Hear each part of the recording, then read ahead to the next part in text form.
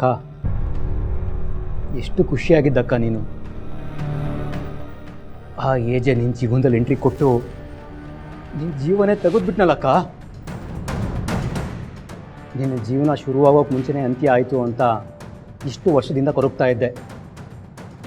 ನಿನ್ನ ಸಾವಿಗೆ ಕಾರಣ ಆಗಿರೋ ಏಜೆನ ನನ್ನ ಕೈಲಿ ಏನೂ ಮಾಡೋಕ್ಕಾಗ್ತಾ ಇಲ್ವಲ್ಲ ಅಂತ ನಿನ್ನ ಫೋಟೋ ಮುಂದೆ ನಿಂತ್ಕೊಂಡು ಅಳ್ತಾ ಇದ್ದೆ.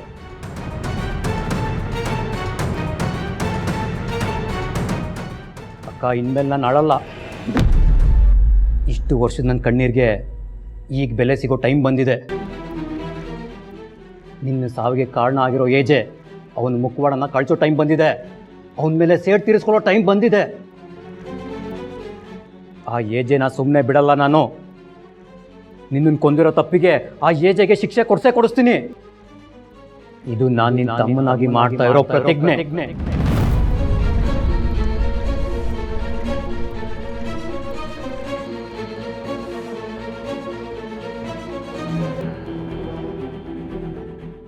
ಸದ್ಯ ನಾನೇನೋ ಹಿಟ್ಲರ್ ಜೈಲಿಂದ ತಪ್ಪಿಸ್ಕೊಂಡು ಬಂದೆ ಅನ್ನೋ ಖುಷಿಯಲ್ಲಿದ್ರೆ ನೀವ್ ಯಾರಿ ನನ್ನ ಗೃಹ ಬಂಧನದಲ್ಲಿ ಇಟ್ಟಿದ್ದೀರಾ? ಅಲ್ಲ, ನಿಮ್ಗೆ ಮಾಡಕ್ ಬೇರೆ ಕೆಲಸ ಇಲ್ವಾ? ನೋಡಿ, ನಿಮ್ಗಿರೋ ನನ್ನ ಬಗ್ಗೆ ಗೊತ್ತಿಲ್ಲ. ನಿಮಗ್ ಧೈರ್ಯ ಏನಾದಿದ್ರೆ ನನ್ ಮುಂದೆ ಬಂದು ನಿಂತ್ಕೊಳ್ಳಿ.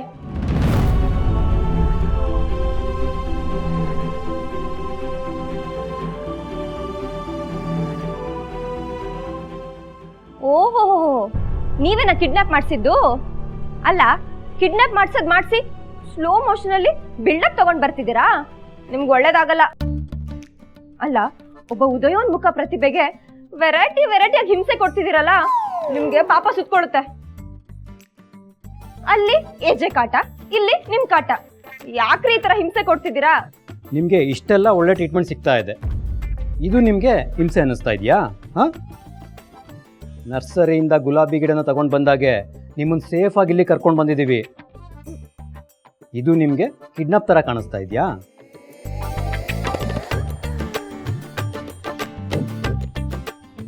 ನೀವ್ ಹೇಳೋದು ಪಾಯಿಂಟೇ. ಹಾಗಿದ್ರೆ ನೀವು ಕಿಡ್ನಾಪರ್ ಅಲ್ವಾ? ಅಲ್ಲ. ಮತ್ಯಾರು? ನಾನು CCB ಆಫೀಸರ್.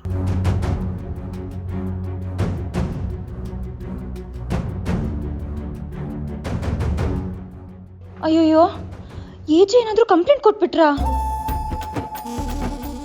ನೋಡಿ, ನಾನೇನೋ ತಪ್ಪು ಮಾಡಿಲ್ಲ. ಆಕ್ಚುಲ್ ಆಗಿ ತಪ್ಪು ಮಾಡಿರೋದು ಆ ಏಜೆ ಅವರು. ಹಾಗೆ ನೋಡಕ್ ಹೋದ್ರೆ ನಾನೇ ಅವ್ರ ಮೇಲೆ ಪೊಲೀಸ್ ಕಂಪ್ಲೇಂಟ್ ಕೊಡ್ಬೇಕಿತ್ತು. ಏನೋ ಏಜೆ ಮನೆ ಮರ್ಯಾದೆ ಹೋದ್ರೆ ಅಜ್ಜಿ ಮನ್ಸಿಗೆ ತುಂಬಾ ಬೇಜಾರಾಗುತ್ತೆ ಅಂತ ಕ್ಷಮಿಸಿ ದೊಡ್ಡ ತಪ್ಪು ಮಾಡ್ಬಿಟ್ಟೆ. ಅಲ್ಲ, ಇವಾಗ ನೋಡಿದ್ರೆ ಸಾಕ್ಷಿಗಳನ್ನ ನಾಶ ಮಾಡಿ ನನ್ನ ಮೇಲೆ ಕಂಪ್ಲೇಂಟ್ ಕೊಟ್ಟಿದ್ದಾರೆ. ಹಾಗೆ ನೋಡಕ್ ಹೋದ್ರೆ ನೀವು ಅವ್ರಿಗೆ ಶಿಕ್ಷೆ ಕೊಡ್ಬೇಕು, ನಂಗಲ್ಲ. ಅವರು ನನ್ನ ಬ್ಲ್ಯಾಕ್ ಮೇಲ್ ಮಾಡಿ ಮದುವೆ ಆಗಿದ್ದಾರೆ ಗೊತ್ತಾ? ನಿಮಗೆ ನಾನು ಇಷ್ಟೆಲ್ಲ ಹೇಳಿದ್ರು ನಂಬಿಕೆ ಬರ್ತಿಲ್ವಾ? ನೀವೆಲ್ಲ ನಂಬ್ತೀರಾ ಬಿಡಿ.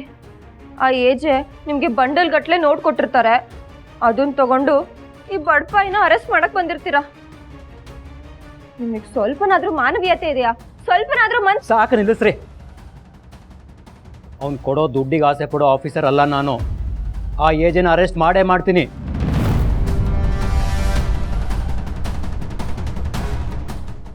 ಸೂಪರ್ ರೀ ನೀವು, ಸೂಪರ್. ನನ್ನನ್ನ ಮೋಸ ಮಾಡಿ ಮದುವೆ ಆಗಿದ್ದಕ್ಕೆ ಅವ್ರ ಅರೆಸ್ಟ್ ಆಗ್ಲೇಬೇಕು.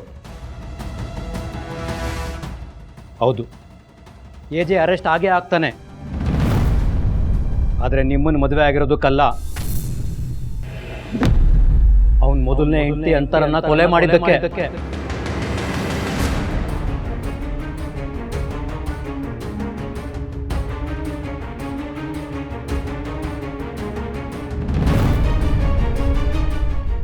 ಅಬ್ಬಬ್ಬಾ, ಏನನ್ನೆಲ್ಲ ನ್ಯೂಸೆನ್ಸ್ ಕ್ರಿಯೇಟ್ ಮಾಡಿದ್ಲ ಹುಡುಗಿ.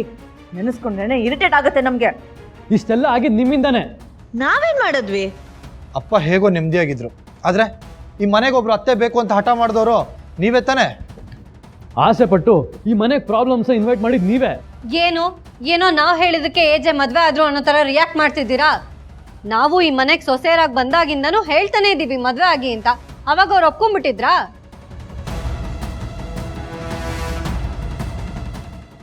ಅದೇ ಏಜೆ ಮದ್ವೆಗೆ ಒಪ್ಕೊಳಕ್ ಕಾರಣ ಅಂತರ ಅತ್ತೆ ಆಸೆ. ಅದೆಲ್ಲ ಬಿಡಿ.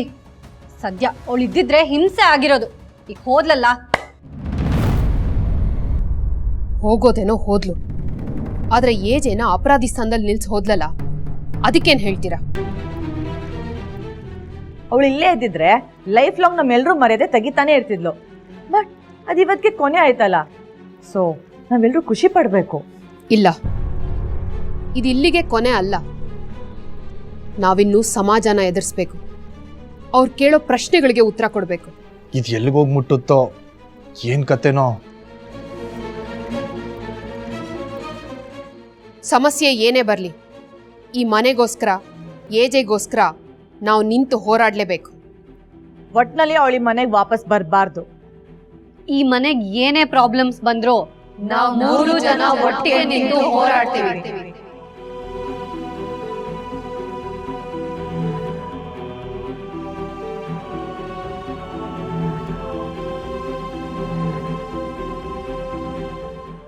ನೋಡಿ ಮಿಸ್ಟರ್ ವಿಕ್ರಮ್, ನೀವು ಏಜೆಗೆ ಕೊಬ್ಬು ಅನ್ನಿ, ದುರಂಕಾರ ಅನ್ನಿ, ಆಟಿಟ್ಯೂಡ್ ಅನ್ನಿ, ನಾನು ಒಪ್ಕೋತೀನಿ.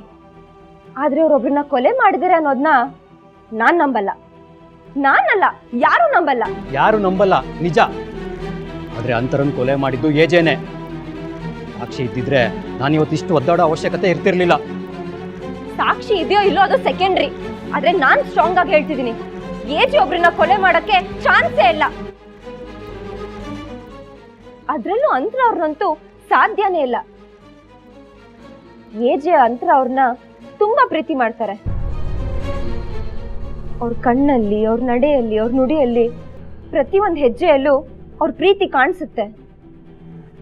ಬೆಟ್ಟದಂತ ಮನುಷ್ಯ, ಕೋಪ ಬಂದ್ರೆ ಸಿಂಹಕ್ಕಿಂತ ಸ್ಟ್ರಾಂಗು.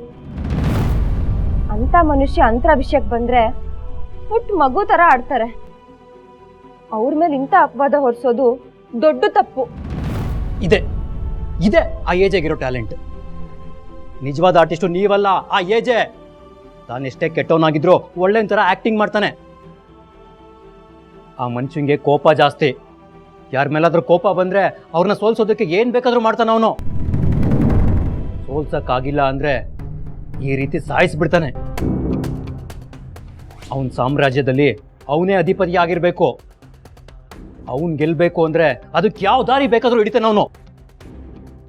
ಅದಕ್ಕೆ ಸಾಕ್ಷಿ ಅವನು ನಿಮ್ಮನ್ನ ಮದುವೆ ಆಗಿದ್ದು. ನನ್ನ ಮದುವೆ ಆಗೋದಕ್ಕೆ ನಿನಗೆ ಒಪ್ಪಿಗೆ ಇದೆ ಅಂತ ಬರೆಸಿರೋ ಅಗ್ರಿಮೆಂಟ್ ಇದು. ಇದಕ್ಕೆ ನಿನ್ನ ಸಿಗ್ನೇಚರ್ ಬೇಕು.